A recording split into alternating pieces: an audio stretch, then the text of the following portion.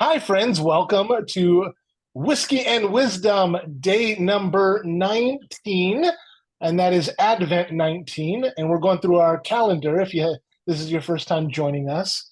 All right, Joshua, what kind of whiskey we got? Dude, we got a 13-year-old Speyside, and the distillery is Toman Tool. So, Toman. uh, did you go to this one or no?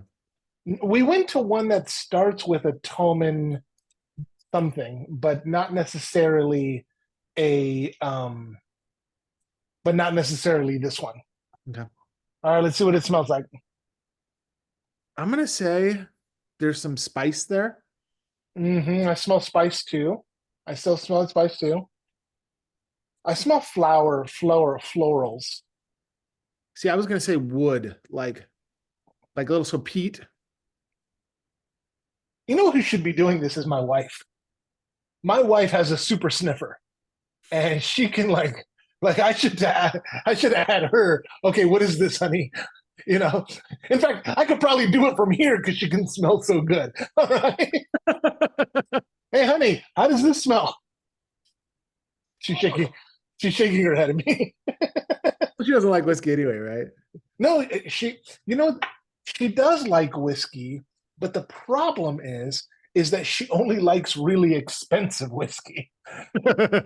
So she'll drink it, but like But it has to be good. anything under $100 a bottle is just not her taste. That's So me she too. doesn't drink much whiskey. That's hilarious, Jeremy. That's freaking All right, hilarious. let's see how it tastes. Okay.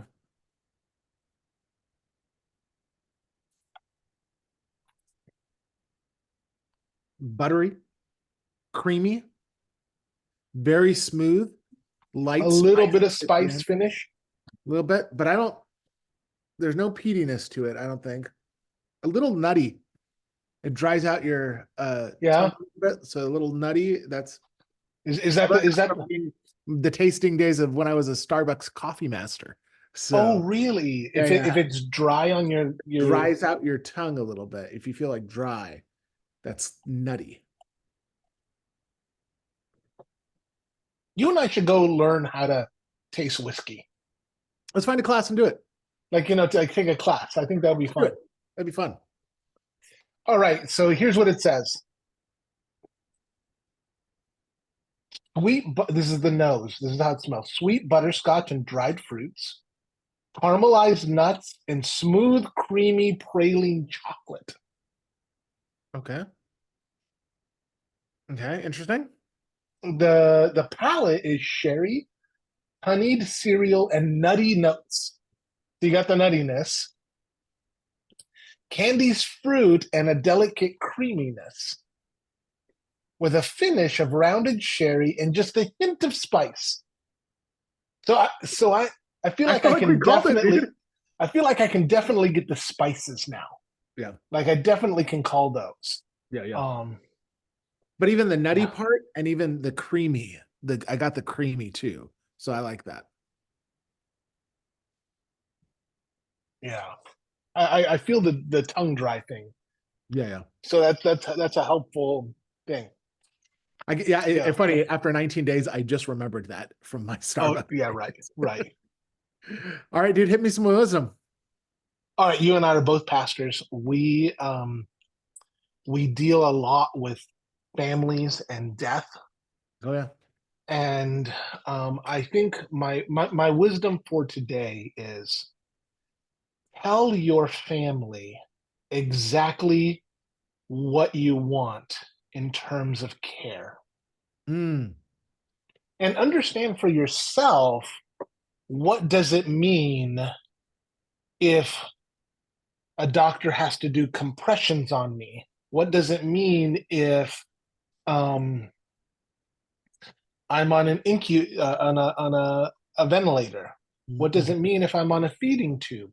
What do like acquaint yourself with what your life would be after those kinds of events, and then tell your family exactly what you want so that your family isn't guessing, which only leads to having them feel guilty if they decide to remove any kind of care from you.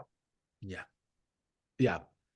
So it leaves it in the person's power to do whatever they need to do, right? Like it's not up to the children, it's up the person has made the decision, it's just up to everybody else to kind of go with it. Right. Correct. Absolutely. No, I think that's some really wise advice. I know for some people in my congregation who may not have family nearby, they have kind of given me their wills and their kind of care plans. Uh-huh. And I just keep it in a file at church. Uh, Hmm. so I think but I think overall you're really right about that. It's really Like have a care plan, know what each step advocate. means, because sometimes you can have compressions done on you and you can be fine. Like, we both have a friend, Rob Hoadley, right? Right. Who died, literally died. His heart stopped for several minutes. And now they used an AED, they did compressions, and that dude is still living his fullest life possible, right? Right.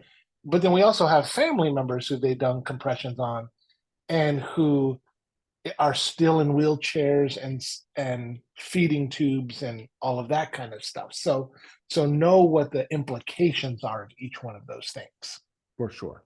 For sure. I think that's really wise advice. I think that was well said. Yeah. So, all right.